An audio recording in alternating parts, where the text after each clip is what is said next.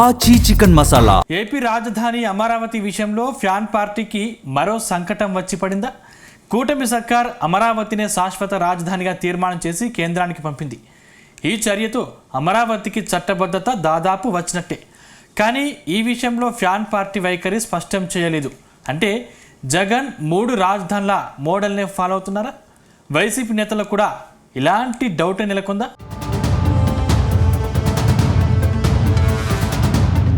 ఆంధ్రప్రదేశ్లో fan party అధికారం కోల్పోయి 2 ఏళ్లు కావస్తుంది.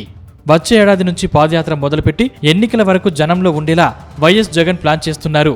రాష్ట్రంలో ఎన్నికలు ఎప్పుడొచ్చినా అధికారంలోకి వచ్చేది వైసీపీని అంటూ క్లారిటీ ఇస్తున్నారు. ఎందుకంటే కూటమి ప్రభుత్వం అన్ని రంగాల్లో విఫలమైందని, ఎక్కడ చూసినా అవినీతి రాజ్యం ఏలుతుందంటూ చెప్పుకొస్తున్నారు. మరోవైపు రాష్ట్రంలో అసలు ల్యాండ్ ఆర్డర్ లేకుండా పోయిందని విమర్శలు గుప్పిస్తున్నారు. అయితే అధికారం విషయంలో ఎంతో కాన్ఫిడెన్స్ తో నేతలకు క్లారిటీ ఇస్తున్న జగన్ ఏపీ రాజధాని విషయంలో తన వైఖరి చెప్తారా, లేకపోతే ఎప్పటిలాగానే అసెంబ్లీ సమావేశాలకు దూరంగా ఉంటారా అన్నది ఇప్పుడు కీలకంగా మారింది. ఎందుకంటే మార్చి 28న ఏపీ అసెంబ్లీ ప్రత్యేకంగా సమావేశం కాబోతుంది. అమరావతి శాశ్వత రాజధానిగా ఒక తీర్మానం చేసి కేంద్రానికి పంపబోతున్నారు.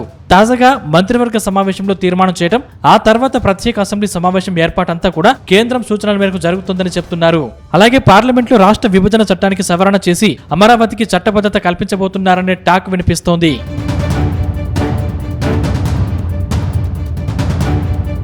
వాస్తవానికి రాష్ట్ర రాజధాని విషయంలో కేంద్రానికి పార్లమెంటుకు ఎలాంటి సంబంధం ఉండదు. కానీ ఆంధ్రప్రదేశ్లో నెలకొన్న ప్రత్యేక పరిస్థితులు, కేంద్రంలో రాష్ట్రంలో కూడా కూటమి ప్రభుత్వమే అధికారంలో ఉండడంతో ఈ ప్రత్యేక నిర్ణయం తీసుకున్నారు. మరో కీలక విషయం ఏమిటంటే రాజధాని అమరావతి కోసం కేంద్రం వేల కోట్ల రూపాయల మేర వివిధ సంస్థల నుంచి రుణాలు కూడా ఇప్పిస్తోంది. భూములు ఇచ్చిన రైతులకు భరోసా కల్పించడంతో పాటు ఈ రుణాల విషయంలో కూడా భవిష్యత్తులో ఎలాంటి ఇబ్బందులు రాకుండా ఉండేందుకు ఈ నిర్ణయం తీసుకున్నట్లు కనిపిస్తోంది. ఇప్పటికే పిలిచిన టెండర్లు, గతంలో పూర్తి చేసిన పనుల విలువే ఈ 3 ఏళ్లు పూర్తయ్యేలోపు దగ్గర 70,000 కోట్ల రూపాయల వరకు ఉంటుంది. ఇంత ఖర్చు చేస్తున్న తర్వాత కూడా వైఎస్ జగన్ నుంచి కానీ వైసీపీ నుంచి కానీ అమరావతి విషయంలో స్పష్టంగా ఒక ప్రకటన అంటూ రాకపోతే అది ఖచ్చితంగా ప్రజల్లో గందరగోళం నెలకొందని ప్రచారం సాగుతుంది.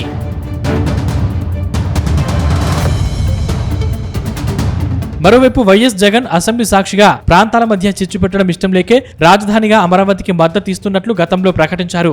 అధికారంలోకి వచ్చిన తర్వాత 3 రాజధానుల నినాదం అందుకున్నారు. ఎక్కడి వరకు ఎందుకు?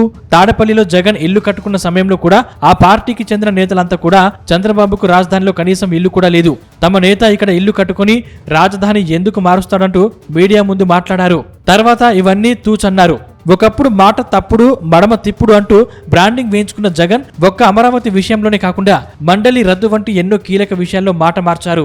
తానే మళ్లీ తిరిగి అధికారంలోకి వస్తానని చెబుతున్న జగన్ ఇంతటి కీలక సమయంలో రాజధాని అమరావతి విషయంలో ఇప్పటికైనా స్పష్టమైన ప్రకటన చేయకపోతే ఉమ్మడి గుంటూరు, కృష్ణా, ప్రకాశంతో పాటు మరికొన్ని జిల్లాల్లో రాజకీయంగా వైసీపీకి ఇబ్బందికర పరిస్థితులు తప్పవనే ఆందోళన ఆయా జిల్లాల వైసీపీ నేతల్లో స్పష్టంగా కనిపిస్తోంది.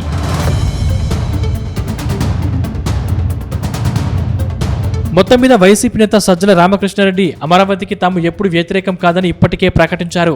కానీ ఈ స్టేట్మెంట్ అమరావతి ప్రాంత ప్రజలు నమ్మే అవకాశం లేదని టాక్ వినిపిస్తోంది.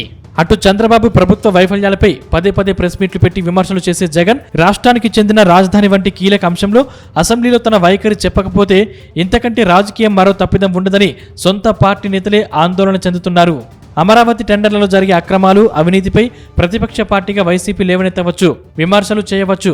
కానీ రాజధాని విషయంలో ఎప్పటిలాగానే ద్వంద్వ వైఖరిని కొనసాగిస్తే మాత్రం కూటమి ప్రభుత్వానికి జగన్ రాజకీయంగా కీలక అవసరాన్ని ఇచ్చినట్లవుతుందనే అభిప్రాయం వైసీపీ నేతల్లో కూడా ఉంది.